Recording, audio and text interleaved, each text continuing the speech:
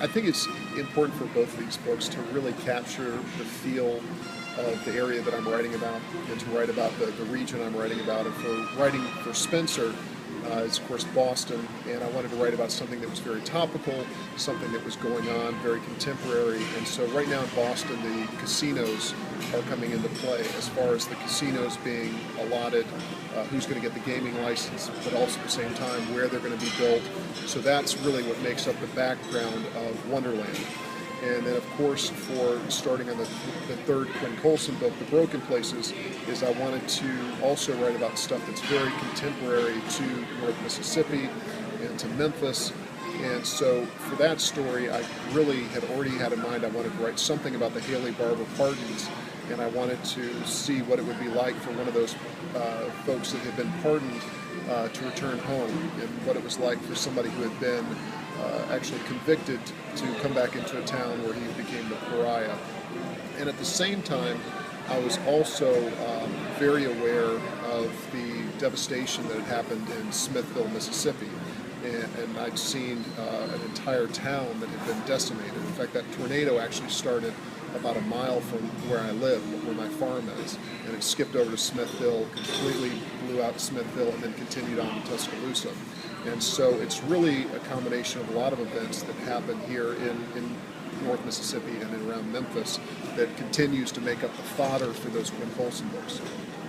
It really is an outgrowth of what I see in the newspaper, and I see what's being covered. I'll hear a story in the news or on NPR or in the Commercial Appeal, and I'll file that away. And I'll think that's a really great story to tell in one of my Quinn books. And for instance, with the tornadoes that are represented in The Broken Places, a lot of my descriptions and a lot of the feel of that time in Smithville when the tornadoes hit came out of coverage that was in the Commercial Appeal. And the blow-by-blow as far as those minutes leading up to the storm and what happened after the storm. And so a lot of my influence and a lot of what's certainly motivating these stories is coming out of the newspapers. And again, it goes back to my job as a reporter. That's where I find the most truth and the most contemporary stories and stories that can be told. You know, when I'm writing for Spenser and I'm writing about Boston, it's the same thing. I mean, you cannot go a day without hearing about the casino issues in the Boston Globe. I'm fortunate enough to know some Globe reporters. At the same time, I do my own reporting. I'm working on a new book that's involving the New England Patriots, so I go up there and I interview people. I get a feel of that world up there. It's really, before I start telling that novel, my interest could be piqued by a story that I see in the newspaper, but I'm going to further that reporting by going out and talking to the people who live there or getting a sense of that community. The Spenser novel is told in a community called Revere, Massachusetts, and I've spent a lot of time in Revere trying to get a sense of the place and really represent that world as accurately as possible. I go up to Boston frequently. I mean, I'm in Boston probably every couple months, and I could be up there for a week, I could be up there for a couple days. But it's the same thing. I mean, whether I'm writing about North Mississippi and I'm writing about Holly Springs and Marshall County, or I'm writing about Revere, Mass, or I'm writing about Brookline or whatever, I look at it's almost like being a beat reporter. This is my beat. This is the world that I'm writing about. Getting to know the people, getting to know the restaurants, getting to know the culture, the community, and this is what I do. It's a weird, strange way of developing your reporting skills, and then you turn that around and you try to tell a story about it.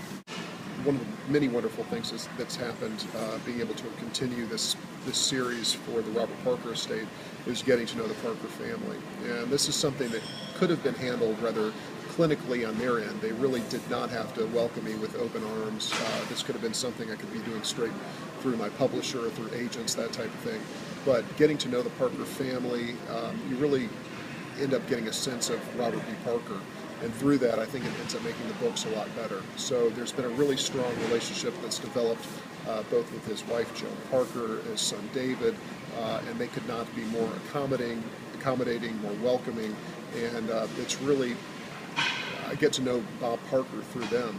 And he was one of my idols. It's somebody that is how I became a crime writer, reading Robert B. Parker. And the amount of influence and the amount of respect I have for this guy is infinite. Well, I had an interesting background, which is I played football in high school, played football in college, And there was always a certain perception that people had of you as far as the kind of person you were. If you were an athlete, you certainly could not, enjoy good food and music and culture and God forbid, read books. And really what Robert B. Parker through Spenser taught me is you can be whatever you want to be. You can like classic film, you can like great music, you can read books, and you still can be, interested in football and sports and that kind of thing. You're not defined in the way that other people see you. You really define yourself. And to me, that was a watershed moment, being able to understand that. And it's not only shaped my life professionally, but heavily personally as well. I don't necessarily think there's any comparisons with the Mississippi stories of Quinn Colson and with Spenser that were deliberate. Now, that much said, obviously Spenser is pretty hardwired onto my brain, and it's really how I ended up learning how to write, was studying the work of Robert B. Parker. So to imagine those books did not have a huge influence on the types of stories that I write now, I think would be kind of foolish. I mean, certainly there's a big part of it, but I really see more of his hand with the Westerns and with his Western storytelling, which he always felt the Western was the catalyst for the private eye novel, that the Western is where all American myth-making comes from. And I think that really with my Quinn Colson books and writing about rural Mississippi, it's really starting from kind of that genesis idea of that American character who essentially is the Western gunfighter. And that's what I see those books more than anything, is coming from the ideals of the American West. Well, I think the importance with series characters is obviously the loyalty with the readership, and as things become a little bit more scattered, where the paperbacks are not as important as they used to be, and digital books are now the new paperback. The download is the new mass market paperback. People, I don't think, are as brand loyal to the publisher, and I think that's something that is concerning to major publishers, because you don't have that connection with that, with how that book feels and how it has a certain look and the design of it, but you do have that loyalty to that character, and you do know when that new Spenser book is coming out, or in my case with the new Quinn Colson book, people are very loyal to that character in that series. And so I think that more than ever, series books and a continuing story are important to publishers. What I've found is with digital books and with ebooks has been in my favor. People, I think, are buying more books now than ever before. They're just doing it in a different way. And so somebody who is reading one of my books might decide, I'd like to read another one, and they can just zap it to whatever device they're reading. And that's been very good for me. I think that the readership is definitely on the incline in the last couple of years. What it's bad for, and it's the lamenting of the individual independent bookstore.